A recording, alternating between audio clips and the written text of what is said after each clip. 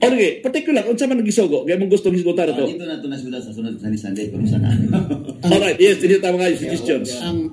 Sa amo ang mga Muslim, kung unsa may imong ipangalan sa Creator, basta kinidili ginagamit sa tao, sa iya lamang. Pananglitan karon yung kag natulog, yung pangalan natulog dili pwede. So the name of Allah is unique, beautiful and unique na hindi pwede gamitin sa tao.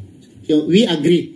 Ito ang katibayan, ito ang kaligtasan sa tao pagkilala kung sino ang Diyos. Kasi pag paano makilala ang Diyos? Kami mga Muslim, ang Diyos nanganak, hindi na mo ang Diyos, kaya nanganak man pala siya. Okay. Ang among Diyos namatay, hindi kasi kami mga Muslim, mayroon kaming mga pangalan, attributes to Allah, only for Allah, na hindi pwede sa mga tao. Okay. So kung alam mo yan, mas sa iyong kaligtasan. Okay, good, very good. So doon na mo ipagtulunan nga nalambigit sa kaluwasan nga bisag dili pinagian ng may tungod sa pinulungan.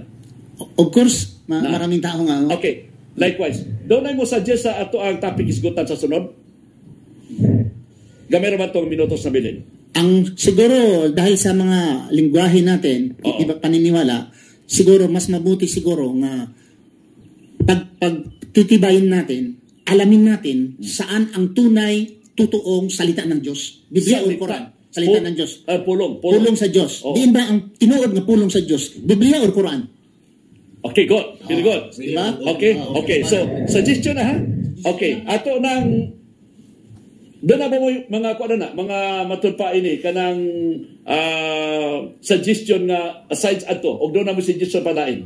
Okay, naapo ko'y sa ako nga bahin, okay man nangyaya. Pero sa sunod siguro, kay nasugdan naman guning bahin sa pangalan, nagisgot o mga tanan ng mga pinulungan.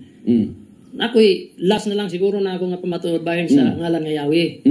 Kay mamuni pagsabot ka sa uban nga kining Yahweh, mga panaghap 99%. So akong pamatud-an nga kini dili gyud 99.2% nga tinuon nga correct. No kay insakto gini siya. Okay. Okay. Ako nang pamatud-an sa sunod ako nga pagpamahayag nya kana siguro saya pwede ra po ko muapil siguro ana nga asa gid ang salita gyud. Sige lang. Kay kung unsa imong gi-present ang naminaw na may pangutana, ikaw po'y matubag. Ang iyang i-present, ang napoy maminaw, siya po'y matubag. Kung asa napit ang pangutana itubok, kamong gimanubag, anak. Gamay lang, ni ay pangutana. Carlos Senior Estrella. Brother Jerry, mangutana ko sa representative sa Yahweh. Sa imo ni, Pastor Harong. Gikan kang Adan, hangtod kang Jacob. Unsay ngalan sa makagagahom, nagamit ba sila og ngalan sa Yahweh? Tubag? Okay. Yes, nagamit sila. Tubag. Yes, nagamit sila. Okay, ang tubag ini nagamit. So alang sa nangutana Carlos Senior Estrella from Iloilo City, atong tubag nga gipaabot sa ato dinhi nga manunubag, nagamit ba og ngalan nga Yahweh ang tubag niya nagamit? Okay. Genesis 4:26. Genesis 4:26. Mao na imong Bible reference sa katag. Okay, salamat kayo. No na reference Genesis 4:26 kung doon na pa'y follow up, doon na pa tayo pila ka minuto, 4 minutos na para sa ato pa entertain o aning bahina.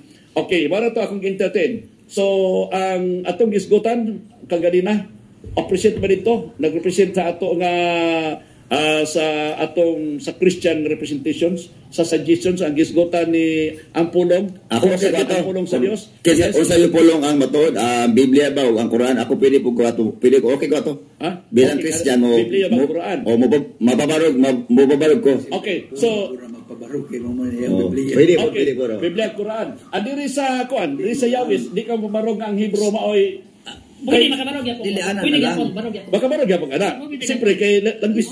Anan lang akong suggestion. Sige. I-presenta na lang ni Brother Kuan ang Quran mo tinuod, ang Bible mo presenta ko kay mo marag magubay man mo. Mayo mo ni ang tinuod kinidili kay ang iyang gusto mo mag comparative. Murag dili maayo. Ilahi na gud ang Quran. Ang buhaton i-presenta lang nimo ang Quran nga mo tinuod. Kini pong mga Biblia ila po i-presentar nga mo na itinuod kay kun imo inon nga asay tinuod kini actually na ang mga katawhan na laig mga pinulungan puding naminaw nato nagtan-aw nato. All right, naay mga pinulungan nila nga nasibo sa Biblia pud ang ilahang nasayran, napod sa Quran, napod dira sa Hebrew, na lain man na may Hebrew Bible na may ilang galabit ana.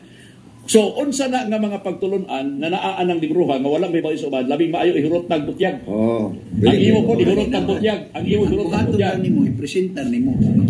Salamat sa mga suggestion, and I agree also sa mga suggestion na I will just present the Quran, what is the Quran, and then na sa tao pagtanggap o reject. Okay?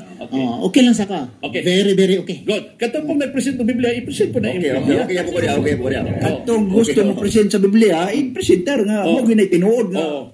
May bahala na kung sa pinuha sa Biblia, i-present mo ng Hebrew na Biblia. Hebrew ba na Biblia? Kinsa tuloy na Biblia, di na kung sa pinulungan, i-present po na, at sa Biblia, nagkaiusa ba ni? Kaya kung may untag, asay tinuod anin duha, no, gupo na lang nimo. Adili na lang nato. Affirmative ta tanan ha. Ang tanan pulos affirmative. Walay negative dinhi, pulos affirmative. Kamatuoran affirmative ba ni? Ang affirmative sa imuhang source of reference mo being imong textbook, mao na imong ibot yan. Kamatuoran ba ginang tanan, mao magid atong pagtuo. Okay, so no question.